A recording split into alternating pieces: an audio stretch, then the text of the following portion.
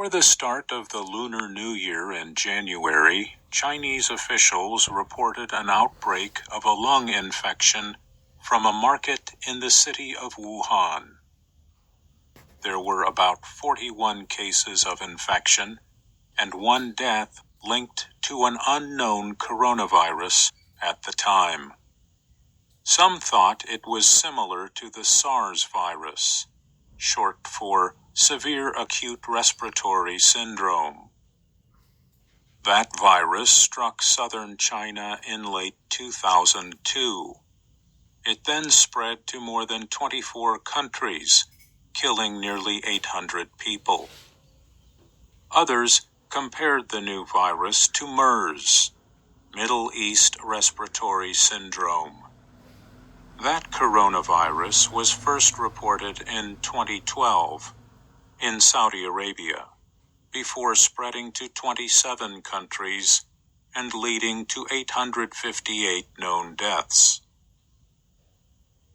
The SARS and MERS outbreaks were mainly contained, but there are still no vaccines for those diseases. Vaccine development is a long and complex process. It took 18 years for scientists to successfully develop a vaccine against polio, a disease that paralyzed many children. The College of Physicians of Philadelphia said it took 2 to 4 years just to identify a substance in the lab that could fight a disease.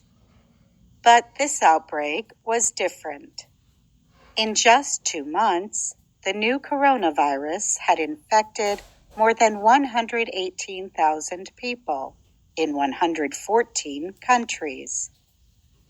More than 4,200 had died from the disease. The World Health Organization declared the new coronavirus a pandemic on March 11th.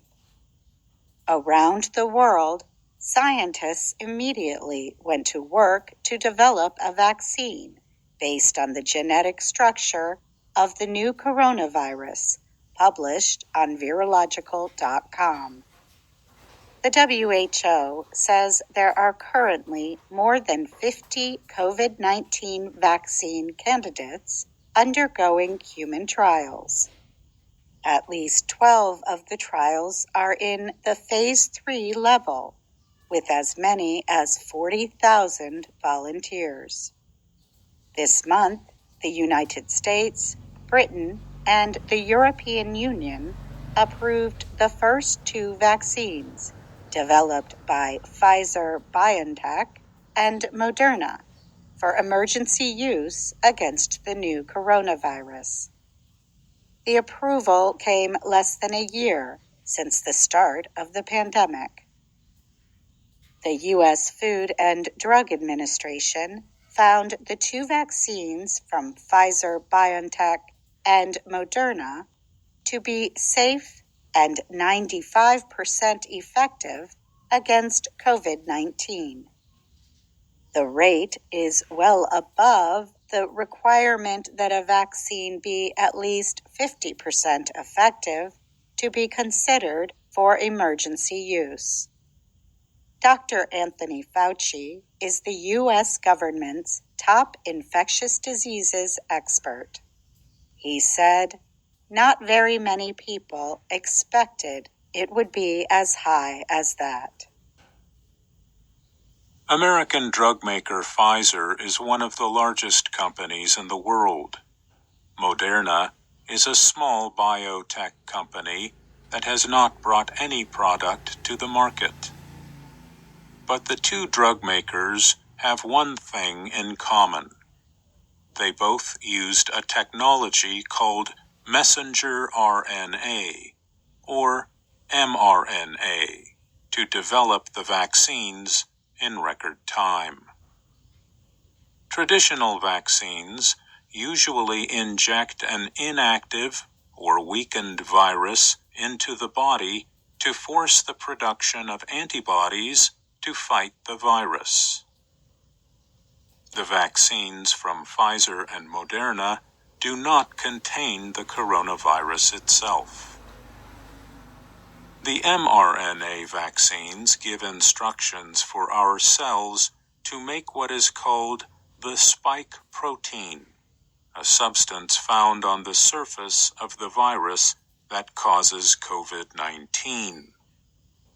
The cell then breaks down the instructions and gets rid of them. The human body recognizes that the protein does not belong there and starts producing antibodies to fight against COVID-19.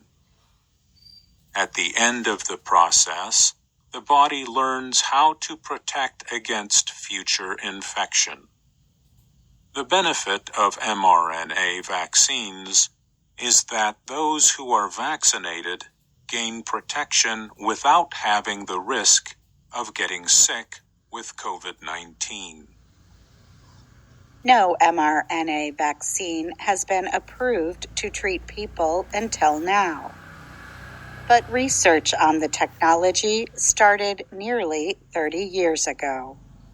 In 1990, University of Pennsylvania scientist Katalin Karikó proposed using mRNA technology in gene therapy.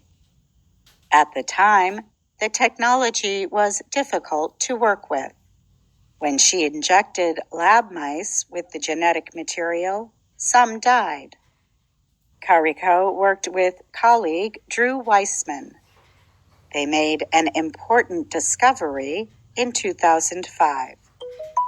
They replaced one of mRNA's 4 chemical building blocks with a slightly modified substance called pseudoridine.